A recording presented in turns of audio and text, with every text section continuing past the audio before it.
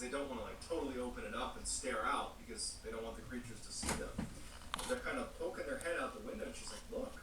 And standing on the gravel are these 5 creatures that are just standing in a row looking directly at the house. It was like they were waiting for them to come out the front door. They were just patiently standing there looking at the house. It did not look like normal animal behavior. Yellow-bellied One coyotes of the animals asphalt, looks up at Shelly in the window. And also the known creature as stands on Freeway. its 2 legs. It gets on its hind legs and looks at her. And Shelly gasps and falls over because the creature's like 8 feet tall. So Shelly's on the ground looking at Chelsea. about And she 6 can't believe months what she old. just saw. It's like her brain can't process that this creature, one, had even seen her. They barely had their head up in the window. But that it stood on its hind legs, that it was so big. What are they doing? Right there. Sitting in a row right on the outside of the house waiting for us? What's going on here? And so Shelly tells Chelsea, get in your bed, don't go to your windows, don't leave this room. And that's when Shelly also remembers that she hasn't heard her 2 dogs. And she's worried they might be outside. So she starts quietly walking all along the top floor looking for her dogs. She's calling for her 2 dogs, and they don't come out. Goes into the master bedroom and finds her 2 dogs hiding in the corner of the room next to each other.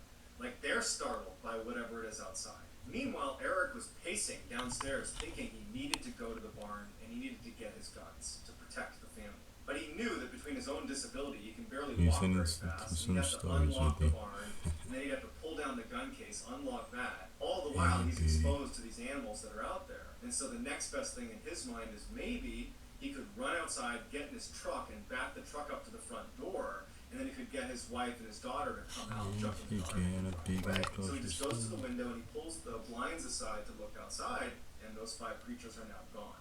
They're not sitting on the gravel path right in front of the house. He doesn't know where they are, but they're not in front of the house. And so he closes the blinds and he's like, well, I don't know where they are. It's too dangerous to go out there. He starts pacing some more and he goes back to look, and he sees them back in the field where they first saw them, all 5. You can see all 5. They're facing the house still.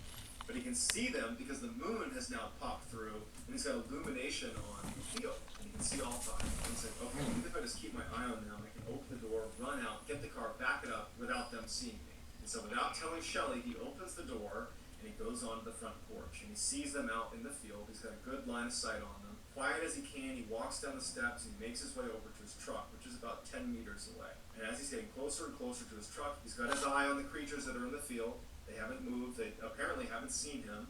He gets to the driver's side of his truck. He's got his keys out and he's kind of fumbling to hit the unlock button, and then his motion sensor light kicks on. And he's so on edge being out there, when the light kicks on, he drops his keys because he's so startled. And the first thing he does is he looks towards the field.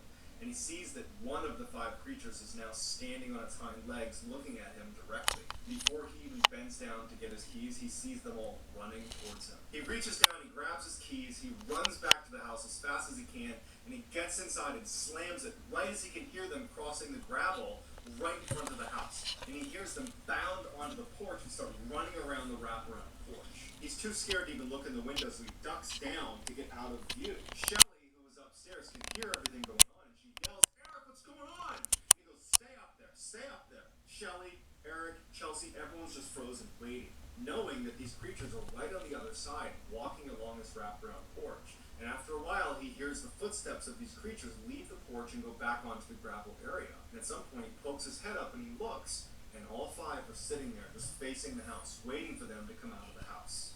So he scurries up the stairs to where Shelly and Chelsea are, and they just are so scared. So they decide they've got to call the police. If nothing else, the police will drive up, and their vehicle might scare away these creatures. But on the phone, Shelly lets on that what they're really scared about is something on their property. In fact, it's 5 creatures, things running around outside their property. And immediately the police officer who's responding to this, he's like, all right, well, are you sure it's not a moose? Are you sure it's not a bear? And finally she's like, no, can you please just come over here? And he's like, listen, ma'am, just keep your door shut, keep your windows shut, and I'm sure it'll be fine. And ultimately, that's how the call ends. They're on their own. The family felt helpless, and Eric especially felt really frustrated because he can't protect his family. He doesn't have a weapon. He can't get to his vehicle. They're just trapped. And so they decide the only thing we can do is barricade ourselves inside of the house. And so for the next 30 minutes, they put heavy furniture in front of all the doors and the windows. They blocked everything as best as they could. They got kitchen knives, and they got an axe that they had inside to chop some wood. As they go upstairs, they lock themselves in the master bedroom with their weapons and their dogs. And they get on the bed, and they just decide all we can do is wait until the sun comes up. During the time they were barricading their house, they would look out from time to time, and they would see the 5 creatures just sitting on that gravel area right in front of their house, just waiting for them. When they finally went upstairs and barricaded themselves in that room, they immediately heard the creatures move off of the gravel, and they heard a couple of them at least walk onto the porch and start pacing around the porch. And it's totally silent besides the sounds of these creatures. And they were clearly communicating with each other. They were bumping into walls, and then they were howling at each other.